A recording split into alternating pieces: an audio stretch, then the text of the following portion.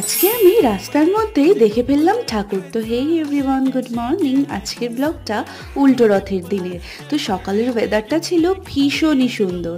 তো সেটা দেখতে দেখতে ব্রাশ কমপ্লিট করে মুখটাও ধুয়ে ফেললাম। আর এই যে সানস্ক্রিন অ্যাপ্লাই করছি, এটা তো মাস্ট।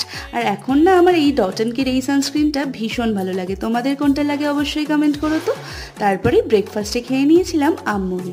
আর তারপর স্নান করে নিলাম পুজো। আর তারপরে বেরিয়ে দেখি ঝমঝমিয়ে বৃষ্টি শুরু হয়েছে, কিন্তু সেই দিনই আমি আবার শ্যাম্পুও করেছিলাম। তো যাই হোক, লাঞ্চটা ছিল ভীষণ সিম্পল বাট ভীষণ টেস্টি। বিকেল নাগাদ রেডি হয়ে নিয়েছি, আর বেরোনোর আগে মা দিয়েছিল একটা কচুরি, সেটাই খেয়ে নিয়ে বেরিয়ে পড়লাম। আর বেরিয়েই দেখতে পেলাম প্রথমে এই ছোট্ট সুন্দর রথটা। একটা নয়, তিনটে রথ আমি দেখেছি এবং টেনেওছি। বাড়ি ফেরার সময় দেখলাম এই বড় রথটা, সেটারও দড়ি টেনে নিলাম। আর এই যে ঠাকুর দেখে নিলাম রাস্তায়, তারপরেই বাড়ি এসে ডিনারটা কমপ্লিট